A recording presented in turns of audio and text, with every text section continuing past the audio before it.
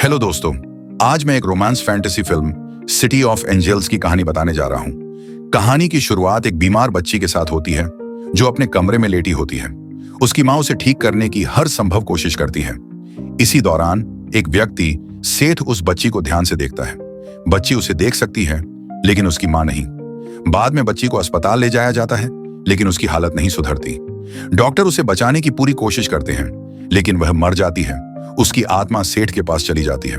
तभी हमें पता चलता है कि सेठ एक फरिश्ता है जो इंसानों की देखभाल करता है और उन्हें बिना दिखे उनकी मदद करता है। उसका मुख्य काम है मृत्यु के करीब पहुंचने वालों के पास जाना और उनकी आत्मा को अगले जीवन में ले जाना। सेठ बच्ची से पूछता है कि उसे दुनिया में सबसे ज्यादा क्या पसंद है। बच्ची जवाब देती है, पजामा। इसके बाद हमें शहर के अलग अलग हिस्सों में कई फरिश्ते दिखाई देते हैं। यह पता चलता है कि फरिश्ते न तो स्पर्श महसूस कर सकते हैं और न ही इंसानी संवेदनाओं का अनुभव कर सकते हैं, लेकिन वे इंसानों के विचार पढ़ सकते हैं। यह जिंदगी काफी मुश्किल लगती है। सेठ फिर समुद्र तट पर अपने साथी फरिश्ते कैसियल के साथ सूर्यास्त देखने जाता है। वह उस मरी हुई बच्ची के बारे में बात करता है जिसने पूछा था कि क्या वह एक पंखों वाली फरिश्ता बन सकती है, लेकिन कैसियल कहता है कि यह संभव नहीं है और सेठ को उसे समझाना चाहिए कि फरिश्ते इंसान नहीं होते और न ही कभी हुए हैं। सूरज के डूबने के साथ एक दिव्य ध्वनि हवा में गूंजती है। इसके बाद हम एक हार्ट सर्जन डॉ मैगी से मिलते हैं जो साइकिल पर अस्पताल पहुंचती है। वह एक व्यक्ति की सर्जरी करती है लेकिन सेठ भी वहां मौजूद होता है जिससे पता चलता है कि मरीज की मौत तय है। मरीज की हालत बिगड़ने लगती है। मैगी उसे बचाने की पूरी कोशिश करती है। सेठ उसे बताता है कि मरीज की मौत निश्चित है, लेकिन मैगी उसकी तरफ देखती है और कहती है कि वह बच जाएगा। यह सुनकर सेठ हैरान हो जाता है क्योंकि इंसानों को उसे देखना या सुनना नहीं चाहिए। लेकिन अंत में मरीज की मौत हो जाती है जिससे मैगी बहुत परेशान हो जाती है। वह सीढ़ियों पर अकेले बैठ जाती है और निराशा में रोने लगती है। सेठ भी उसके पास बैठता है और उसे सांत्वना देता है। हालांकि मैगी को उसकी उपस्थिति का एहसास नहीं होता। बाद में सेठ कैसियल से पूछता है कि क्या कभी किसी इंसान ने उसे देखा है। कैसियल कहता है नहीं और बताता है कि सिर्फ वही इंसान उन्हें देख सकते हैं जिन्हें वह खुद अनुमति देते हैं। सेठ कहता है कि डॉक्टर ने उसे देखा, लेकिन कैसियल इसे नामुमकिन मानता है। सेठ मैगी के प्रति आकर्षित हो जाता है और कहता है कि वह उसकी मदद करना चाहता है।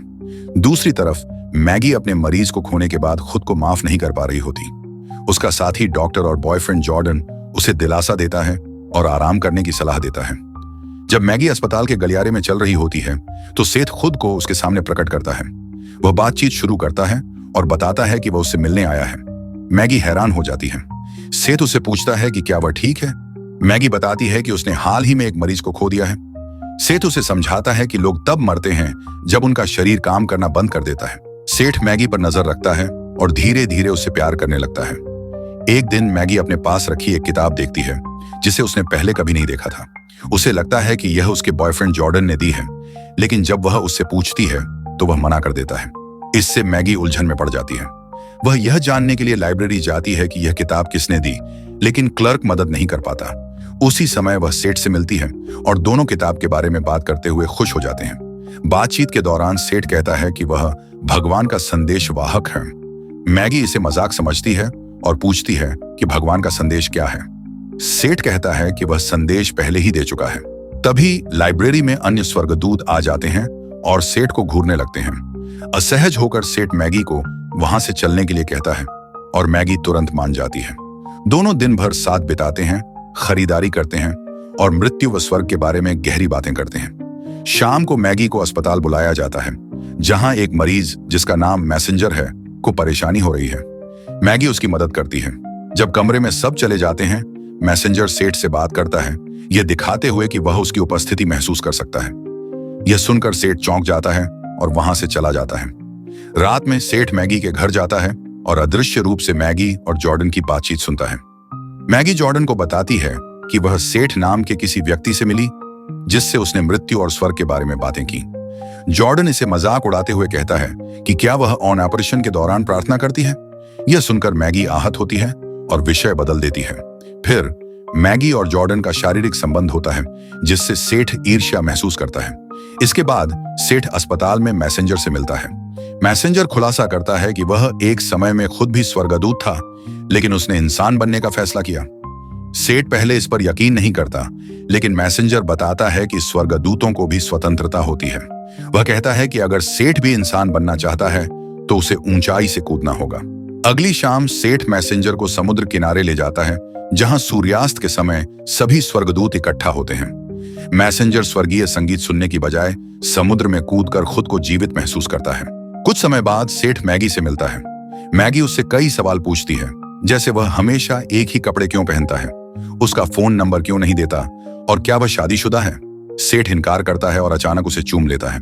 जब मैगी उससे पूछती है कि उसने कुछ महसूस किया या नहीं, तो सेठ जवाब देता है कि वह कुछ भी महसूस नहीं कर सकता, जिससे मैगी और उलझन में पड़ जाती है। बाद में मैगी सेठ को एक पार्टी में बुलाती है, जहां सेठ बच्चों के साथ पोलारॉइड तस्वीरें लेता है। लेकिन जब मैगी उन तस्वीरों को देखती है तो उसमें सेठ की जगह सिर्फ एक तेज रोशनी दिखती है। यह देखकर वह चौंक जाती है। कुछ समय बाद मैगी और सेठ रसोई में बात कर रहे होते हैं। जब मैगी उससे उसके जन्म और माता पिता के बारे में पूछती है तो सेठ कोई जवाब नहीं दे पाता। गलती से उसका हाथ कट जाता है, लेकिन खून नहीं निकलता। मैगी गुस्से में उसे झूठा कहती है। तब सेठ सच बताता है कि वह एक स्वर्गदूत है और उसे उससे प्यार हो गया है। हालांकि मैगी उस पर विश्वास नहीं करती और उसे वहां से चले जाने को कहती है। इसके बाद मैगी कुछ दिनों तक बहुत दुखी रहती है। इसी दौरान उसका बॉयफ्रेंड जॉर्डन उसे शादी के लिए प्रपोज करता है। हालांकि मैगी उसे प्यार नहीं करती, फिर भी वह सोचने के लिए समय मांगती है। बाद में मैगी एक पुराने व्यक्ति मैसेंजर से मिलती है, जो सेठ का दोस्त है। वह मैगी को बताता है कि सेठ एक डेथ एंजल है और उसने अपना सब कुछ छोड़ने का फैसला किया है ताकि वह इंसान बन सके और मैगी से प्यार कर सके। इस बात से हैरान होकर मैगी लाइब्रेरी में सेठ से मिलने जाती है। वह कहती है कि वह जॉर्डन से शादी करने जा रही है। यह सुनकर सेठ टूट जाता है और एक बड़ा फैसला लेता है। वह एक गगनचुंबी इमारत से कूद जाता है। जब सेठ होश में आता है तो उसे पहली बार दर्द और खून महसूस होता है। यह देखकर वह खुश होता है, क्योंकि इसका मतलब है कि वह अब इंसान बन गया है, सिर्फ इसलिए कि वह मैगी से प्यार करता है। इंसान बनने के बाद सेठ तुरंत अस्पताल जाता है ताकि मैगी से मिल सके, लेकिन वहां की रिसेप्शनिस्ट उसे बिना अपॉइंटमेंट के अंदर जाने नहीं देती। फिर मैगी की एक दोस्त जो डॉक्टर है, सेठ को बताती है कि मैगी अपने बॉयफ्रेंड जॉर्डन के साथ छुट्टियां मनाने लेक टाहो चली गई है। यह सुनकर सेठ थोड़ा निराश होता है, लेकिन फिर भी वह मैगी से मिलने का फैसला करता है। रास्ते में कुछ गुंडे उसे लूटने के लिए बुरी तरह पीट देते हैं। सेठ के पास पैसे नहीं होते, लेकिन वे उसके जूते छीन लेते हैं और चले जाते हैं। जख्मी हालत में सेठ सड़क किनारे खड़ा होकर लोगों से लिफ्ट मांगता है। कई लोग उसे नजरअंदाज कर देते हैं, लेकिन अंत में एक दयालु व्यक्ति उसकी मदद करता है। आखिरकार सेठ मैगी के केबिन पहुंचता है, जहां वह अकेली होती है। वह सेठ की चोटें देखकर हैरान हो जाती है और यह जानकर भावुक हो जाती है कि उसने अपने अमर जीवन को उसके लिए त्याग दिया। मैगी उसकी चोटों का इलाज करती है और सेठ पूछता है कि क्या उसने जॉर्डन से शादी कर ली। मैगी बताती है कि वह ऐसा नहीं कर सकी क्योंकि वह जॉर्डन से प्यार नहीं करती। यह सुनकर सेठ बेहद खुश हो जाता है और वह पहली बार इंसान के रूप में मैगी को चूमता है। दोनों के बीच प्यार का इजहार होता है और वे रात एक साथ बिताते हैं। अगली सुबह सेठ नहाने जाता है और मैगी उनके लिए नाश्ता तैयार करती है। इसके बाद वह पास के स्टोर से कुछ सामान खरीदने के लिए अपनी साइकिल से निकलती है। रास्ते में वह हैंडल छोड़कर हवा का आनंद लेती है, लेकिन अचानक वह एक बड़े ट्रक को देख नहीं पाती और एक दुर्घटना का शिकार हो जाती है। सेठ जल्दी से मौके पर पहुंचता है और मैगी को गंभीर हालत में देखता है। वह एम्बुलेंस बुलाने की कोशिश करता है, लेकिन मैगी उसे रोकती है। मैगी जानती है कि वह अब नहीं बचेगी। वह सेठ से अपने प्यार का इजहार करती है और माफी मांगती है कि उसे इतनी जल्दी छोड़कर जा रही है। मैगी, जो मरने वाली है, एक स्वर्गदूत को देखती है, लेकिन सेठ, जो अब साधारण इंसान है, कुछ नहीं देख पाता। फिर भी वह जानता है कि स्वर्गदूत वहां मौजूद हैं। वह मैगी से कहता है कि उनकी ओर न देखे। जब स्वर्गदूत उससे पूछता है कि उसे जीवन का सबसे अच्छा हिस्सा क्या लगा, तो मैगी जवाब देती है, सेठ, और फिर वह दम तोड़ देती है।